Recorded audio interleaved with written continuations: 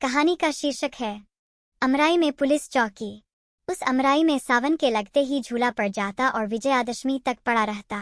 शाम सुबह तो बालक बालिकाएं और रात में अधिकतर युवतियां उस झूले की शोभा बहाती। यह उन दिनों की बात है जब सत्याग्रह आंदोलन अपने पूर्ण विकास पर था। सारे भारतवर्ष में सम्राज्ञी धधक रही थी। दमन का चक्र अपने पूर्ण वेग से चल रहा था। अखबारों में लाठीचार्ज, गोलीकांड, गिरफ्तारी और सजा की धूम के अतिरिक्त और कुछ रहता ही न था। इस गांव में भी सरकार के दमन का चक्र चल चुका था। कांग्रेस के सभापति और मंत्री पकड़कर जेल में बंद कर दिए गए थे। इस दिन राखी थी। बहनें अपने भाइयों को सदा इस अमराई में ही राखी बांधा करती थीं। यहाँ सब लोग एकत्रित होकर त्योहार मनाया करते थे।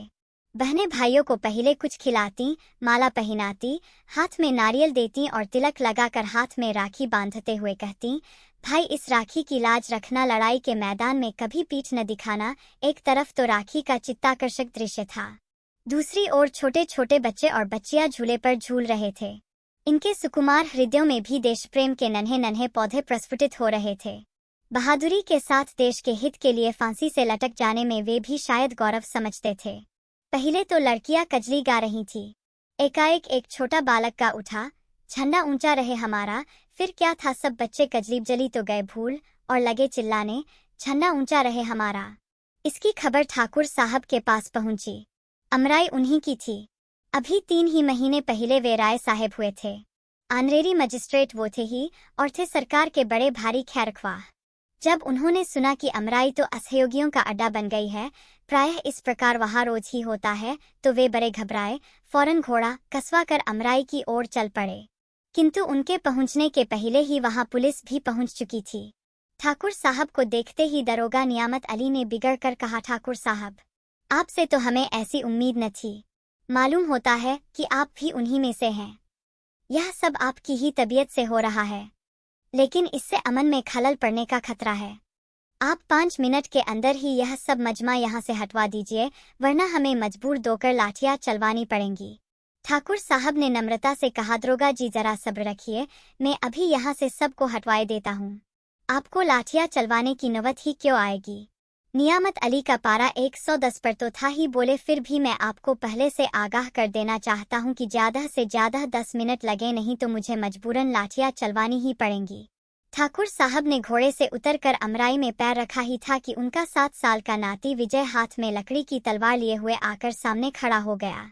ठाकुर साहब को संबोधन करके बोला, दादा देखो मेरे पास भी तलवार है, मैं भी बहादुर बनूंगा। इतने ही में उसकी बड़ी बहन कांति, जिसकी उम्र करीब 9 साल की थी, धानी रंग की साड़ी पहने आकर ठाकुर साहब से बोली, दादा ये विजय लकड़ी की तलवार लेकर बड़े बहादुर बनने चले हैं।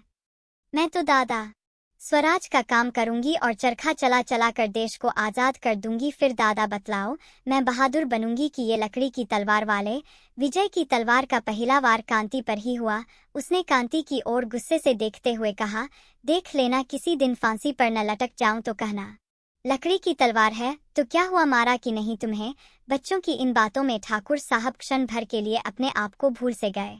उधर 10 मिनट से 11 होते ही दरोगा नियामत अली ने अपने जवानों को लाठियां चलाने का हुक्म दे ही तो दिया।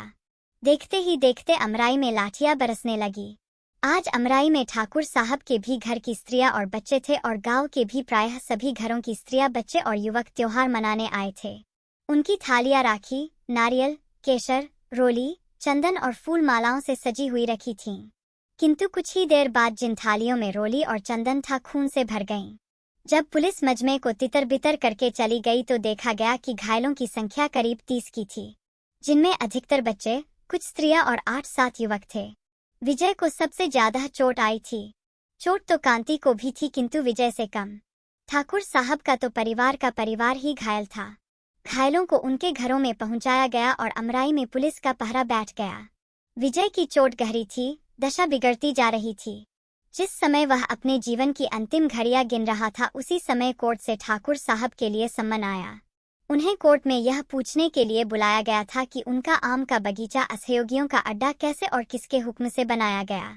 ठाकुर साहब भी आनरेरी मजिस्ट्रेटी का इस्तीफा, राय साहिबी का त्याग पत्र जेब में लिए हुए कोर्ट पहुंचे। उनका बयान इस प्रकार था, मेरा बगीचा असहयोगियों का अड्डा कभी नहीं रहा है, क्योंकि मैं अभी तक सरकार का बड़ा भारी खैर ख्वाह रहा हूँ। मुझे सरकार की नीति पर विश्वास था और अपने घर में बैठा हुआ मैं अखबारी दुनिया का विश्वास कम करता था।